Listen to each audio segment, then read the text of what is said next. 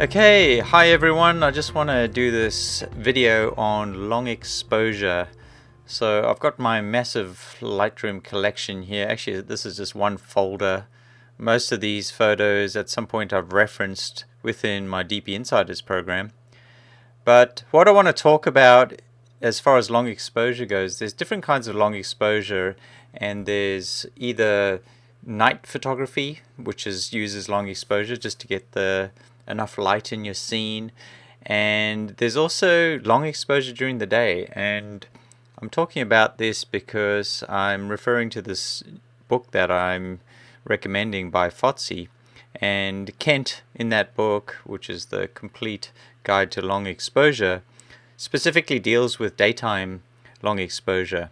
And with daytime long exposure, the idea is you need extra gear. So you need a tripod. Well, any long exposure really, you want a stable base for your camera.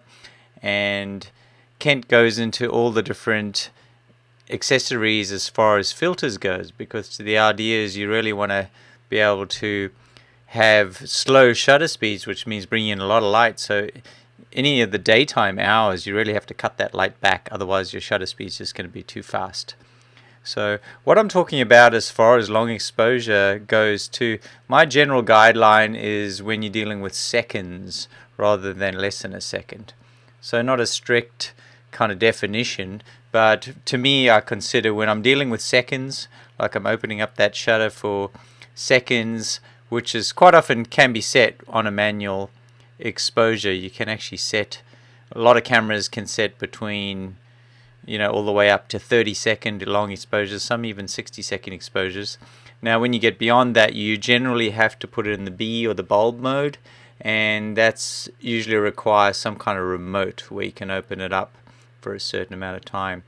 But if you're just dealing with something that's 30 seconds, you can, if you don't have a remote, you can even just set it to the self timer, so that it counts down either 2 seconds or 10 seconds depending on your camera, and then it'll open up that shutter. But I'm not going to go to all the details about how to take the shots. A lot of that's in that companion book. I have training already in DP Insiders, but I do think that the Fotzi book is a great companion to that, and he certainly takes you through each step. But just to give you an idea of what kind of shots we're looking at, one of the things you can do in Lightroom is you can actually search by different attributes or metadata. So if I click on metadata, and I've already added this here, you can add a column, and I've actually added shutter speed. So I really just wanted to give you a quick preview. So this is just narrowing down 7,000 shots here, and some of them are really long exposures where I've actually used bulb mode. Let me just bump this up so you can see the thumbnails. So this is like 131 seconds here. So this is using a remote, taking a super long shot. And just to give you an idea, there's also, these are city scenes, and then 60 seconds, quite often night photography is in that realm, or astrophotography. And I'm going to turn over to purple here. I've marked some of these so you don't see every shot that I have, because I do really want to illustrate certain types of shots. So now the 30 seconds, this is typically the limit of a lot of cameras. So here, of course, a lot of night shots. So in this case, I don't even really need to use any filters because there's limited light. So I'm actually taking them after the sunset or before sunrise. And so that's one way you can take long exposures. Now heading to this group here, this is where I actually have used filters. So those are taken totally in the day, but 30-second long exposure. So you really need some kind of neutral density filter to cut back that light so you can use those long exposures. And likewise with some of these town shots during the day. And then of course you get the light painting shots, and this is the shot you might have seen in the email earlier, which is the shot I took at Byron Bay. That's after sunset, so no filters required for that, and so on. So just to give you an idea, of course night shots. And then if I take it to 20 seconds, and I'll just open it up a bit like that just so you can see, just give an overview of the kind of shots you get. So of course the amazing thing about long exposures is just the vibrant colors you get with the the shots and the real professional look, which I spoke about in one of the emails I would have sent out. So, and then of course the light streak shots where you get traffic and lights moving, and also fireworks, of course, that's another good example. So any light painting, fireworks, moving cars, where you want to have that streaks of light. Anyway, that gives you kind of an idea of the range of shots that you can get. So now I just want to talk about 3 of the aspects which I think really make long exposure shots interesting. So one of the things that I feel is long exposures do is the actual ability to show color more. Now that's certainly the case if we have a look at this shot. This is an 8-second shot. So now if this shot was any less, if you took a real quick shot and you're not taking the long exposures with fireworks, you'd barely see color because you'd just see these little pinpricks of the fireworks. But by actually having that streak through the sky, it really actually highlights those colors. So that's one of the real benefits of long exposure. So you're highlighting color like in fireworks by having that streak of color. It's much more apparent, the different kind of hues and colors that you have in the shot. Also with the traffic lights, if you've seen those traffic light shots with cars, if I drop back out and see if I have a good example of that. Not in this one, but in the long exposures. Well, here's a kind of an example of that. So here you're seeing the red of the tail lights, and then if you've seen any of those freeway shots, you'll see the tail lights all in one direction where you see the red streaks, and then you see the white in the other directions. So really just throwing a lot more of that color on the image by having that long exposure. You're essentially painting that color through the image. So color is a great thing that long exposure photos bring out. And stepping away from night photos, even the actual shots where you have ocean and things like that, one of the things you get by smoothing, the fact that you have a long exposure, what happens, it tends to smooth all the bumps and the highlights. So that can also bring out the color of water as well. Actually, I have some good examples which I actually showed you in that email that I sent out, which is, yeah, so some good examples of the ocean bringing out the color. I'll show you just a couple of these. And so just by smoothing all the little bumps and details, you really see the highlight of the color. And in this case it's Kailua Beach, which is amazing, and you can see it just in this case brings out that awesome kind of cyan color in the ocean from the shallow waters there, just by smoothing it all out. So color is definitely something that is enhanced a lot by long exposure shots. And the second thing is simplification. What I'll do is I'll go into a particular collection here I made just for some of these beach shots. Let's go into long exposure here. And what I mean is, if you have a look at this example, now this is taken with the more regular exposure. So in this case it's 6/40th of a second, so split second here. This is the typical shot out of the camera if you're not purposely trying to do a long exposure. And of course the water looks still amazing, but what you'll see is there's all little bumps and highlights. So one of the things that it basically makes for a busier shot, because you have lots of little highlights that catch the eye and details that catch the eye.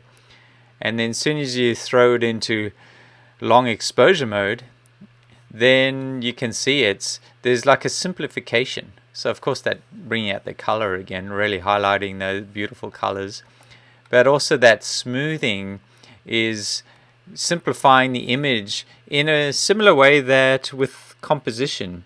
Like one of the techniques with composition is to simplify, and simplify can create a more powerful image. So this has its own way of simplifying by smoothing out all those extra details and extra textures.